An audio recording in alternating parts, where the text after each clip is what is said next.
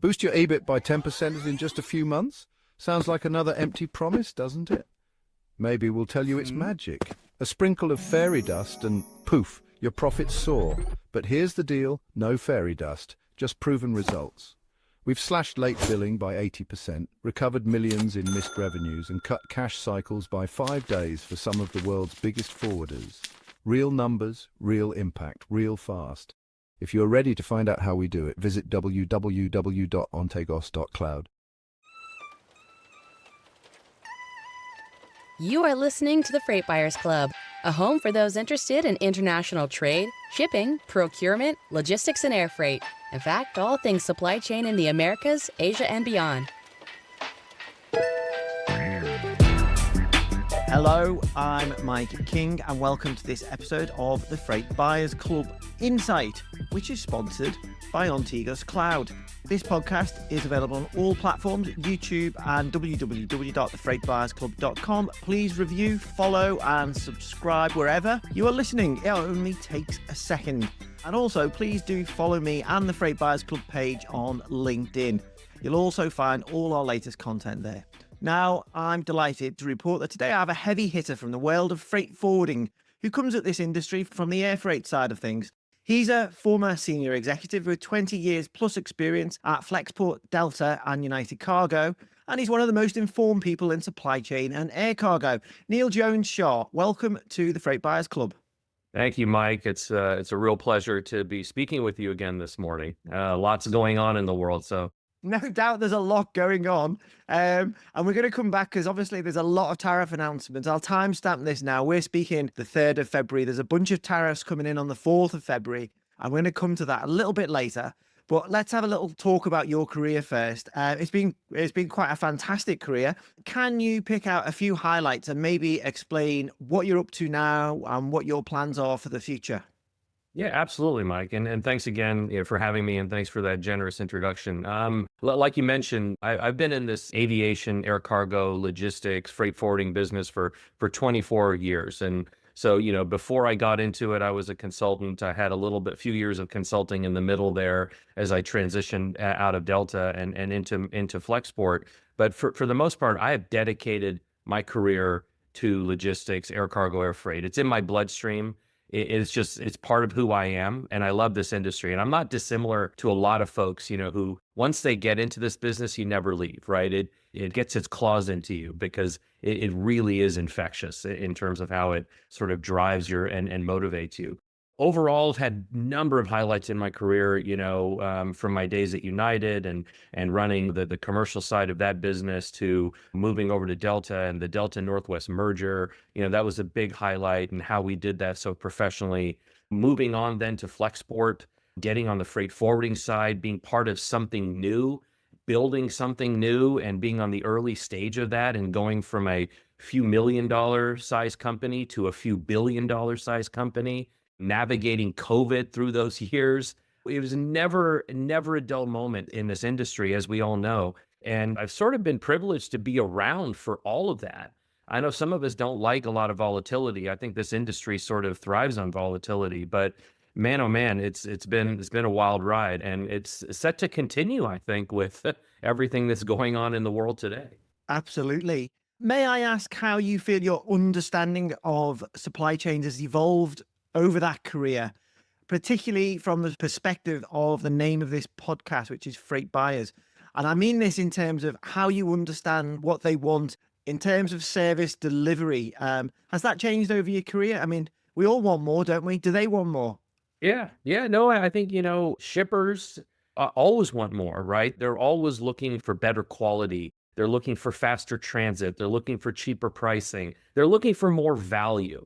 Right. And so value comes in a variety of different ways. It's not just in cheap pricing, right? That doesn't necessarily connotate value because cheap pricing with terrible transit times might not work for many shippers, right? Who are working on just-in-time inventory or manufacturing sort of processes. So I have seen that change over the years. And I think moving from the airline to the freight forwarding business, it really gave me a lot of perspective now on the shipper being, the freight forwarder, because the customer is the shipper, and really understanding what they want out of their supply chain vendors and providers, right?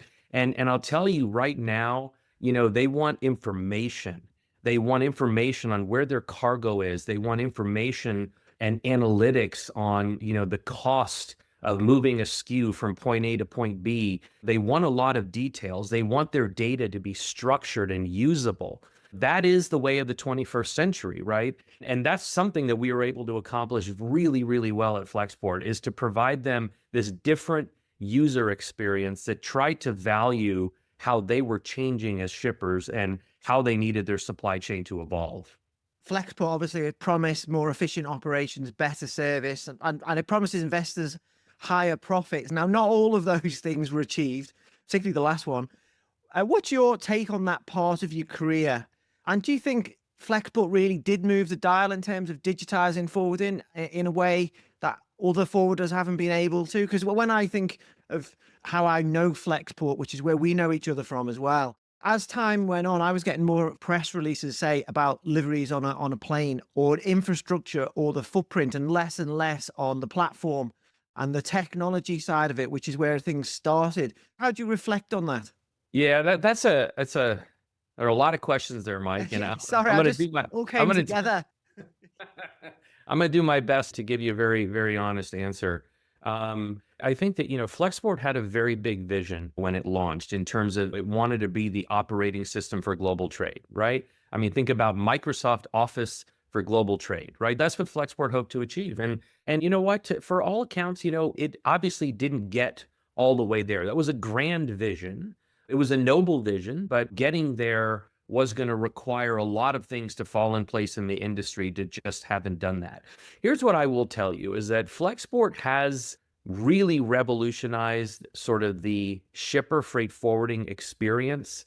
They have created a front end to the platform that shippers really appreciate, particularly smaller and mid-sized shippers who use Flexport as their TMS. These are shippers that can't afford big enterprise solutions like SAP or Oracle or things like that. And Flexport truly is their logistics TMS. And Flexport has achieved that vision.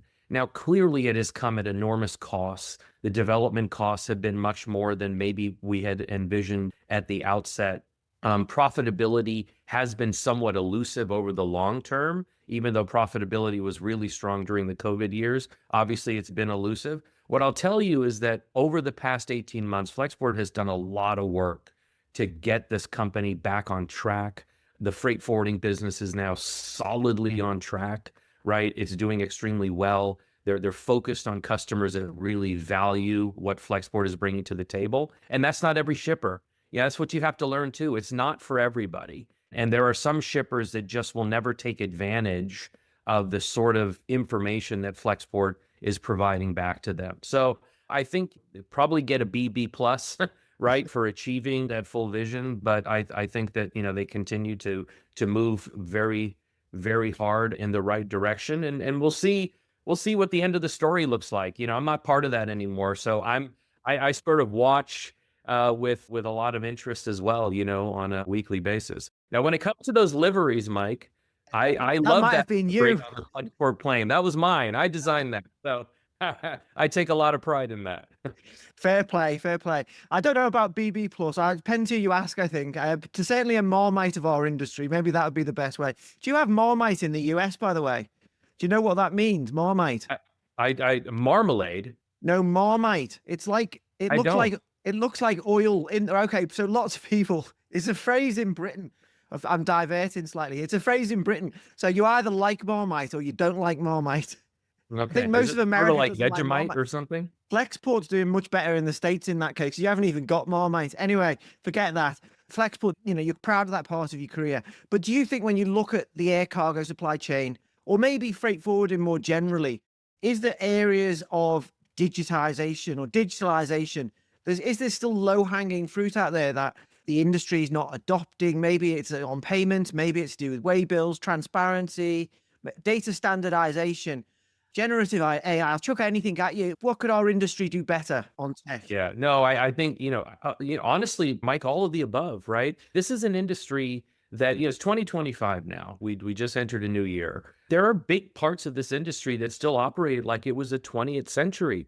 I mean, we are a quarter of the way through the 21st century, right? And so this industry still continues to, or needs to continue to adopt new technology. It needs to take advantage of these new breakthroughs like artificial intelligence. I mean, I think artificial intelligence can play an amazing role in this business, in finding solutions for shippers, in automating booking processes, in handling customer service issues for airlines and forwarders alike, right? I mean, AI is an amazing tool. I think we've just scratched the surface of how it can be implemented in this industry. And one of the things, you had asked me early on, sort of, what am I doing? I am working very heavily. I'm on a couple of boards, and I'm working a lot with my board companies right now. And one in particular is Airblocks. And, they're really trying to leverage AI to streamline the booking process, to connect airlines with mid-size and smaller forwarders who may not have access to medium-term or long-term capacity, right? That's typically reserved for bigger forwarders or shippers who are willing to place big bets and sign these massive contracts. So there's a sweet spot there of companies that aren't capable of doing that, but still need that capacity. So, really you have to leverage technology to be able to do that, where you can bring buyers and sellers together on a platform where they can exchange information in real time and try and come to a deal. So those are sort of things that are happening. I don't think this adoption is industry-wide yet, but I think there are a lot of very smart people focused on solving these problems. And you see the likes of a Cargo AI or Cargo One and all of these things, right? There's a lot of money and vision behind them. They won't all be successful. This industry is sort of resistant to some of this stuff, but I think we still have a long way to go. I am proud to see that we're adopting some of this stuff, but not nearly at fast enough rate to maybe change things as quickly as we would like. Is there a reason for that? I mean, is our industry a bit old-fashioned? Is it as simple as something like that? Is it cost? Yeah, I think it's old-fashioned, Mike, but I also think, at the end, this is an industry that hasn't had the capital available to invest in technology in the way other industries have been able to do. Right? When you operate in a boom and bust cycle, this business has been boom and bust for as long as we can remember. 4 crappy years followed by 2 good years, followed by 2 crappy years. And, when you operate in that, right, spending tens of millions of dollars to upgrade your IT infrastructure, do things like that, it becomes a really difficult sort of task. Because how do you navigate that? How do you get that in place before the next downturn? And you should have socked away that cash, right, for a rainy day just to keep the lights on. And that's sort of where this industry has been. I think that we have now entered post-COVID. I think this industry is in a better place financially. Yields have come up quite significantly since COVID. That's important. Every stakeholder in this business needs to make a reasonable return, or they'll never invest back in their own businesses. And over time, people won't want to be in this business because it's not a place where boards will want to put capital. And we need that. We need innovation. We need innovation capital in order to drive the industry forward. And I think that if we get stability on the bottom line, you are going to get rapid acceleration in terms of productivity, technology, things like that. Is there technology out there right now that, if you're a forwarder, an SME forwarder or shipper, you want to cut costs or maybe freight rates or anything, maybe transaction costs at borders? We're going to come on to tariffs any second. Is there anything out there that you would say, oh, go and get this, guys?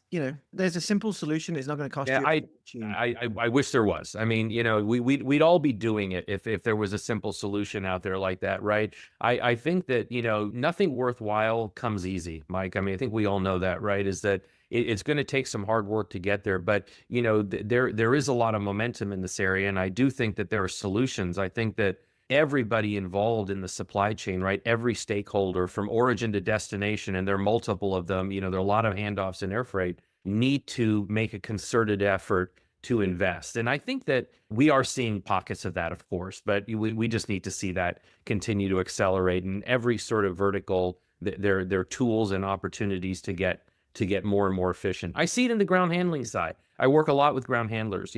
I see them implementing new technology, going exclusively to handhelds, all scanning, pushing invoices out very quickly, working with electronic tools as opposed to pad and paper like they used to. So I think they are becoming more efficient, but it's coming in baby steps and not big leaps. Patchy. It's patchy. That's a great word. It is patchy, for sure. Okay, the current market. We've got a new president in town. Most people will be listening to this probably on the 4th of February when a whole bunch of new tariffs are due to come in. We've seen around the world, stock markets have tumbled, currencies are all over the shop, growth forecasts are being updated by analysts. We're also expecting, I think the quote was definite new tariffs on the EU and possible new tariffs on the UK. Everyone's terrified over here. The papers don't know what to write. Everyone's promising retaliation to these US tariffs. What does all of this mean, Neil? What does this mean for the business that you know in air freight? Yeah, I mean, look, Mike, all our heads are swimming right over the weekend. I mean, I think everybody was hoping that this wouldn't happen. I'm going to stay out of the political punditry here. I'm not going to get dragged down that rabbit hole because I'll leave that to people who consider themselves professionals in punditry. But I think, one thing when Trump was taking office, I think the one thing that his administration promised everybody was shock and awe. They're like, the first weeks are going to be all about shock and awe. And I guess he's delivered on that promise because they've been hundreds of executive orders targeting lots of different things. And the latest, obviously, over this weekend was the formalization of these tariffs, particularly with two of our closest allies, right, and part of the North American free trade zone with Canada and Mexico, and to a smaller extent, China. Look, I mean, any way you cut it, right? I mean, you talk to any economist, tariffs eventually are a tax on the consumer. Right? They are a tax on the consumer because the manufacturer, let's say in China, is not going to pay for the tariff. It's when that good is imported into the US, it's the freight broker, right, as that good is brought into the US that pays the tariff, whatever it might be. So that clearly then is borne by whoever might be buying those goods, should the shipper choose to pass that along. So the shipper can choose to take much lower profit margins, or they can try and pass the bulk of these additional tariffs on to the consumer. And I think in some cases, tariffs make sense. If you're trying to protect a local industry, if somebody is dumping steel or other commodities in your market, trying to run your own homegrown industries out of business, well, then, it's an obligation to probably protect them because we all know that dumping is illegal with no intent of making a profit. And Trump levied, I think, tariffs on $380 billion of Chinese products that were in his first term. Surprisingly, Biden kept all of those tariffs, right? Increased some of them. And he increased them on many products, including EVs, where there was 100% tariff on Chinese EV imports, right? With the express purpose of propping up the domestic auto industry because they felt that the Chinese EVs were being sold well below cost, with the only purpose of gaining market share and hurting their U.S. competitors. And so tariffs can play a role, and many countries, utilize them. When they're done arbitrarily and they're done, like this, they can have a massive detrimental impact. I think, though, that one of the biggest impacts to air freight, right? Trade between Canada and Mexico isn't going to impact air freight. And so if we're going to go back to this podcast and we're talking about Air Freight Buyers Club, right? I think, the bigger issue is, let's talk about what's going on with China. I'd like the 10%, it's a very manageable number. I don't think that's going to result in a whole lot of shifting or turmoil, at least initially. Now, he's promised a lot higher tariffs over time. Just to clarify for listeners, yes, there was promises of 65% tariffs on some products, and the 10% is on top of existing tariffs, right? Exactly. It's on top of existing. But again, that 10% number, I think, is overall manageable. And we do see that shippers can't move their supply chains overnight. But we saw during the first Trump term, a lot of manufacturing exited China. It moved to Vietnam. It moved to India. It moved to other countries in Southeast Asia and even Mexico, right? So shippers have started to diversify their supply chains. Some can do it easier than others, right? Some who've invested billions in property, plant, and equipment can't do that as quickly as folks who can pick up a piece of machinery and move it to another country. The skill level of labor, the access to logistics and all are very important, right, as you move a supply chain. But we've seen that global trade since the first Trump term continues to go up. We've increased quite dramatically, right, over the years, right? Global trade continues to increase. So freight always finds a way, supply chains find a way. I think what's really going to be impactful for air freight with this new tariff order is the removal of the de minimis level. So we all know, and it's no secret, that e-commerce has driven the majority of the growth in air cargo over the past several years, right? It's growing at 20 to 25% per annum. Temu and Shein are now two of the largest buyers of air freight in the world, along with China and a few others, right? So these guys absorb a massive amount of capacity, right? And their businesses now are directly impacted because de minimis goes from 800 to 0 in the US. That means that every shipment coming in is going to require some sort of processing, some sort of customs entry, some sort of tax being paid. Well, that all takes time. Systems have to be in place to do this. Now, I suspect some of these systems are in place already because these threats have been levied for a while, but I think that you could see a massive slowdown in e-commerce, and there's still no telling exactly how this will impact demand because they're going to have to pass this along 100% to the consumer. Now, for a very low-end product, who knows the impact? For a mid-tier product, the impact will be different. I think that over the next few weeks, we're going to get a really quick read on how the consumer is reacting. And at the end of the day, it's really the low-income consumer that gets impacted the most because their access to cheap goods, really cheap goods, gets cut off. And so we're just going to see, but we're going to know really fast, Mike. If we talk again in 2 weeks, I guarantee you we're going to have a really good read on what's going on in volumes because the reaction will be very real time. So, I mean, I was going to ask you, how do you see that supply and demand balance? And just as an example, according to Rotate, there was capacity out of mainland China went up 25% last year. And most of this was driven, as you mentioned, Temu and Shein and other e-tailers in China selling direct into Europe and in the US particularly. This throws all of that up in the air. And this is when we didn't really have a mini peak into the Lunar New Year if you look at the air freight rates. No, we did. I mean, rates, definitely were elevated over last year. So rates in January of 25 were much higher than 24. So demand was strong. I would say traditional shippers, right? Their demand has actually picked up. You see a lot of these, consumer electronics companies, they're all doing quite well. AI, right, is the new revolution, right? And so there's a lot of equipment to support that. So overall, traditional shippers have been, their demand has been increasing, e-commerce. But you're right, there wasn't this very peak heading into CNY. And what we've seen in this CNY, and it's interesting because I talked to a lot of ground handlers here in the US because I'm heavily involved in some charter business. And they have told me that there are massive cuts to schedules this CNY. And so whereas in prior years with e-commerce, you sort of flown through CNY a little bit because consumers keep ordering, right? And those warehouses in South China are still open. This year, you do see quite drastic reductions in schedules because I think people are anticipating that we might return to a bit of the normal sort of thing where air freight takes a couple of weeks off. The thing is after we take a couple of weeks off, these tariffs are going to be well implemented. Are consumers going to come back? Are people going to be hitting click and ship on these websites? Was a consumer in Mexico or Hawaii or Puerto Rico, for that matter, going to be buying the $20 item off of Shein or Temu? I don't know. I don't know the answer to that, but I think we will know pretty quickly. Yeah, a lot of risk out there. You mentioned before the ability for some manufacturers to move. Obviously, it's a slow process. You want to move away from where these tariffs are. So people moved away from China to Vietnam to India.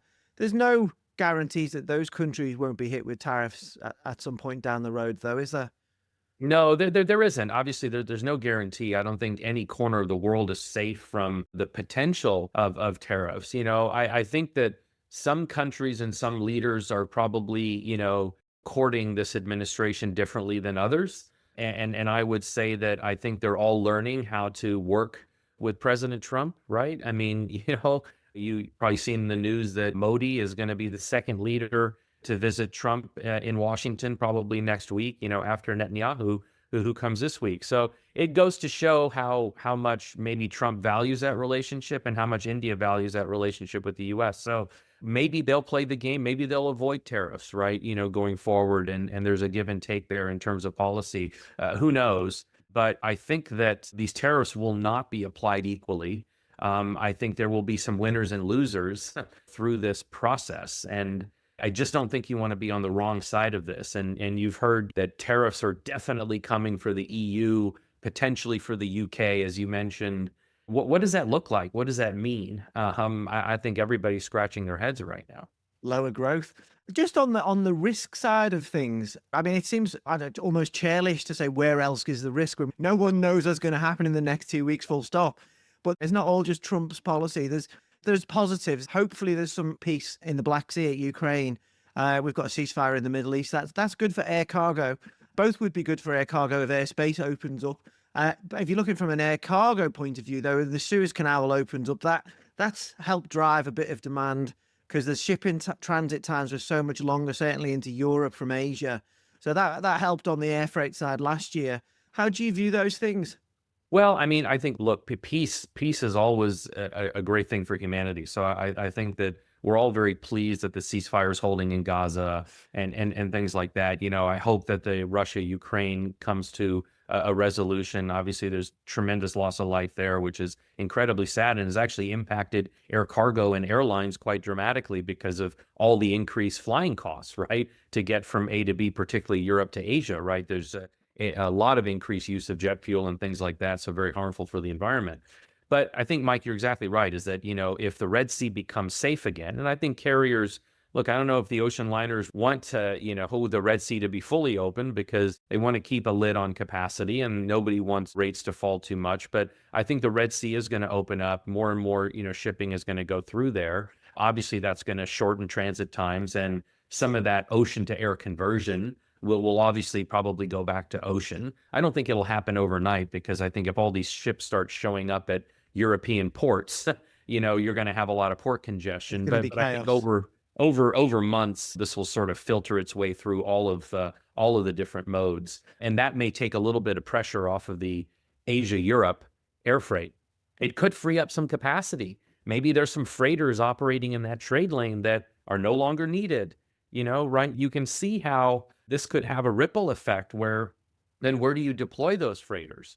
You deploy them in the Pacific? Well, with the de minimis rule and potentially less e-commerce across the Pacific, maybe you don't need additional capacity in the Pacific. Maybe this will lead to some rationalization with an acceleration of retirement of very old freighters, of which we have a lot of. I think 40% of the global freighter fleet is going to be over 30 years of age this year. I think it's a big number, right? We didn't retire a lot of aircraft over COVID years, and we're starting to catch up now, but there are a lot of aircraft that are well past their useful life. So as people and companies and senior executives get a handle on all of the follow-on impacts of all of these things, right? It's not just one thing. It's not just tariffs. It's peace in Gaza. It's the opening of the Red Sea. It's all of these things. I think that boards will be forced to make quite a few decisions about current capacity, future order books, things like that. How do we rationalize and get more productive and smarter about how we run the business? So I think a lot of those discussions are coming. But again, we're super early days. I think it's going to be a really, really busy first half of the year for people. I'll be coming back to some of those issues relating to what happens to ocean freight markets and on the Freight Buyers Club and on the Lodestar podcast in the next week or so.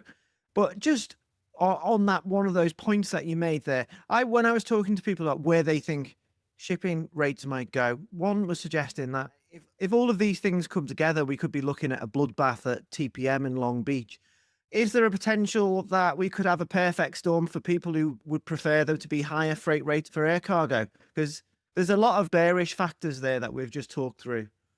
Yeah, there are some bearish factors. I mean, who knows? I mean, TPM is going to be really interesting this year. I'm not going to be there this year, but I think it's going to be an interesting conference, just given everything you said, right? All of these things going on at the same time, clearly going to have pretty big impact on the ocean industry. And by no means an ocean expert, but whatever happens in ocean, particularly as ocean tightens up, as we've known, it does directly impact air freight very quickly. Now, a lot of air freight doesn't really convert to ocean freight. So that reverse conversion isn't really a risk. But if you lose some of the ocean to air conversions, and they go back to traditional ocean, that could clearly take that little, that added push on demand. It's that last 5% that pushes rates up 20%, right? It's just that little bit that puts you over the top that then drives air freight rates quite high. We are at risk of losing some of that. And then you add the e-commerce piece on top of it,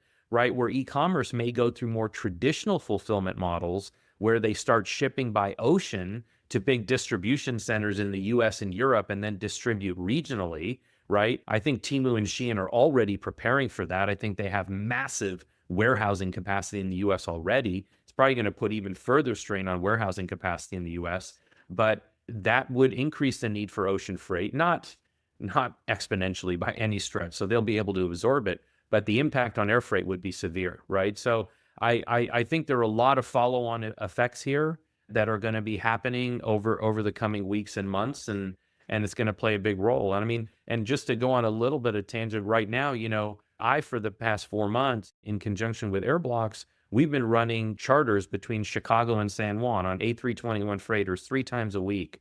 Extremely good dedicated service connecting a lot of Chinese e-commerce, Vietnamese e-commerce to a very, very strong market in Puerto Rico and providing really, really quick transit times and service, in addition to pharma and other medical equipment. Well, these sorts of flights, a lot of flights in and around the US are very reliant on e-commerce, right? And should that dry up, then a lot of this capacity comes into jeopardy in terms of your ability to keep it up. So a lot of follow-on effects of all of this. Who, given all of these variables that we're discussing, which companies do you think are well placed to perform well this year? Flexport, maybe DSV, who's going to be the biggest forwarder in the world soon as it incorporates Schenker. How about the carriers? Anyone out there you're going, oh, they're doing all right, they're well set? I think overall, right, I'd say a couple of things. I think from the carrier standpoint, I would say airlines that didn't go hook, line, and sinker into e-commerce, if you have a really diversified portfolio, I think about a lot of the belly carriers. A lot of the belly carriers, if you think about United, Delta, in the US in particular, they probably are not nearly as e-commerce heavy as some of the big freighter operators, right? Who are renting full airplanes to Temu and Shein. E-commerce isn't particularly the best product for a belly. And, you want a little bit more dense, cargo typically to maximize your onboard revenue.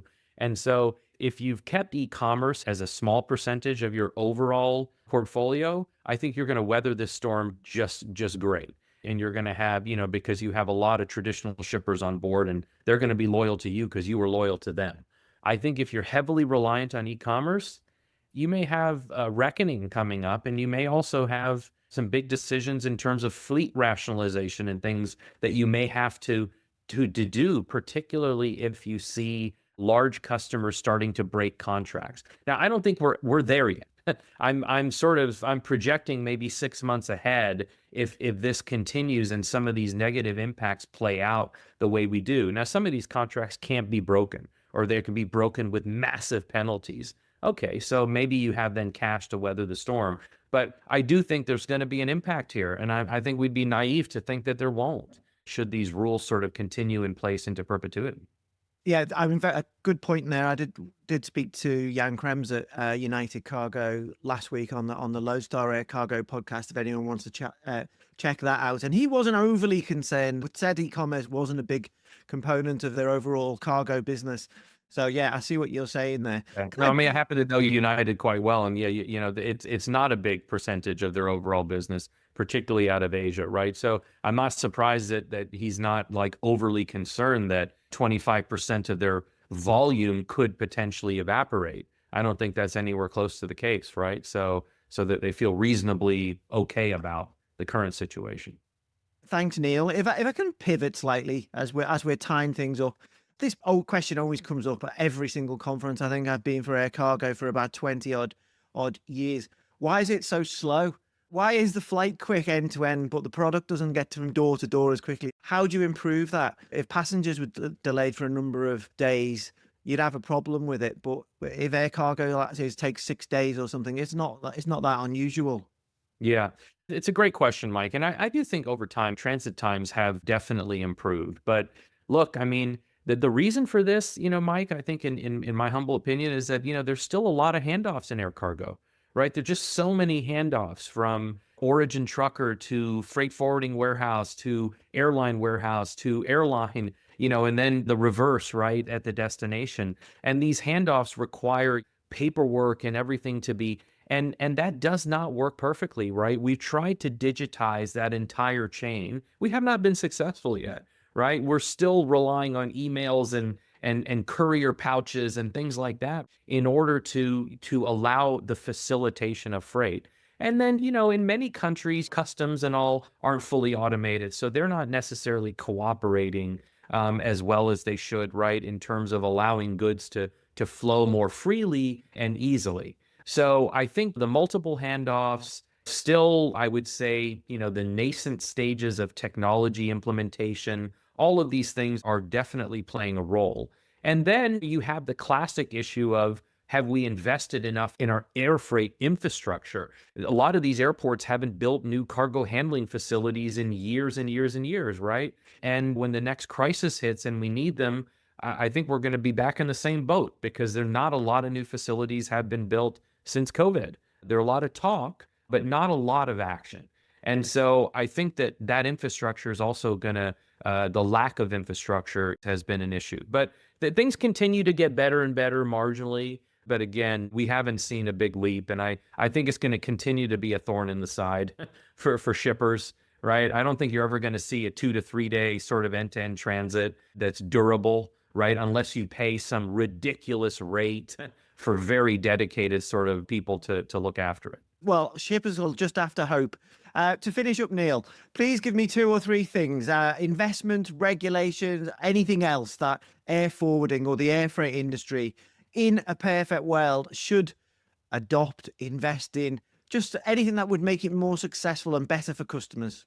Yeah, I think investment is critical. I mean, have a medium and long-term investment plan for your business, invest heavily in IT. I think that's what's going to keep the industry moving forward and ultimately allow for a lower cost to serve. I mean, if you want to create margin, you got to lower your cost to serve. And so I see that as a big issue. And I think the other thing is continue to be vigilant from a security standpoint. It's something that we haven't really talked about, but threats to the supply chain are constantly there. I think it's something where you need to continue to invest in mitigation efforts to make sure that the supply chain continues to be protected, because there are bad people out there and they're all trying to disrupt our lives in whatever way possible. And this is one way that they can have massive, massive impact very, very quickly. And so that's just something that we should never lose sight of and never sort of drop our vigilance on. Neel Jones Shah, it's been an absolute pleasure as ever. Thanks for joining me today on the Freight Buyers Club. Thank you, Mike. It's always a pleasure to speak with you. Big thanks to Ontegos Cloud for supporting this episode, Karen Ball and Tom Matthews for making this production happen, and you all for listening.